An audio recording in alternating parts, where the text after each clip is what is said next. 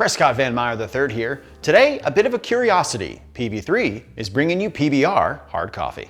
We've all had our fair share of PBR. I know I have. Normally I have the PBR at night, then I wake up desperately needing some coffee in the morning. But the geniuses have put 2 and 2 together in the can, or 1 and 1 in the can.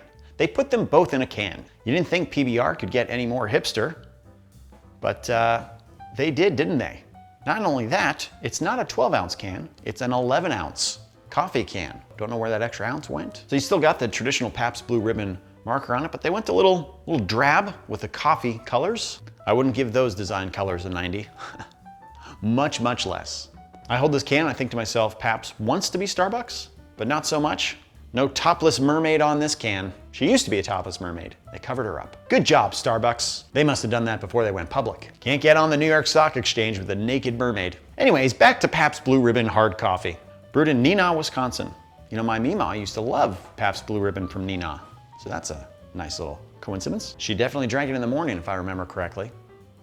Maybe that's why they decided to do it. They had so many customers who were waking up to a Pabst Blue Ribbon to take the edge off. They decided, let's put some coffee in there. Or maybe they were just jumping on a trend.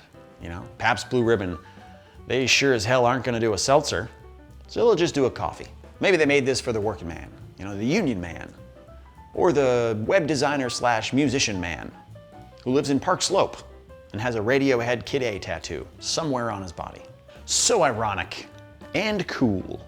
So it comes in at 5%. Again, this is categorized as a malt beverage. I am interested in the rich, creamy blend with a whipped vanilla flavor. Just what you want in your beer product. Some whipped vanilla flavor. I can imagine a guy coming in from the docks, yelling out, "Hey Jim, get me a beer with whipped vanilla flavor.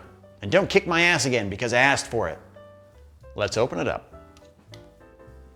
Certainly sounds like a beer. Very pleasant iced coffee aroma coming out of it. Notes of working on my screenplay for 7 straight years. Hints of Folgers, some skunked Folgers that your college roommate is trying to convince you that it's still good. I am getting hints of that whipped vanilla flavor, and it's not bad. Maybe artisanal quality? Certainly wants me to think that it's artisanal. Getting notes of a union rep. Just got back from an Imagine Dragons concert. I'm getting notes that are so complex and obscure that I've never even heard of them. Even if you had, you wouldn't understand them. You wouldn't even get it. So I'm gonna try to explain it to you, but I just doubt you'll get it. Sorry.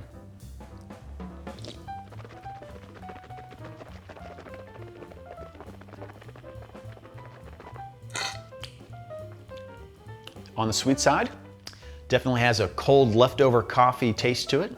The vanilla is not unpleasant. Certainly not an organic, authentic vanilla bean, but it is vanilla-ish, so to speak.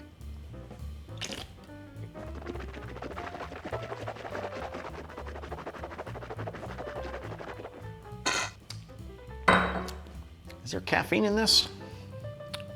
It does have a little bit of caffeine in it, so now I'm confused. Am I supposed to drink it at night? Am I supposed to drink it in the morning? Both? To get ready for work with the caffeine and to get ready for work with the alcohol? You know who you are.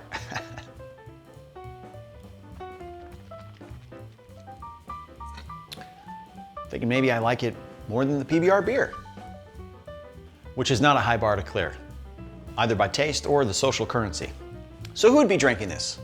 Jimmy Hoffa, if he was alive today and interning for AOC, the 2 of them on public transportation, throwing these back, tweeting up a storm. Anyone who has worked at or frequents a vinyl record store. Social media influencers who have been paid directly by Pabst Blue Ribbon. I'm not one of them.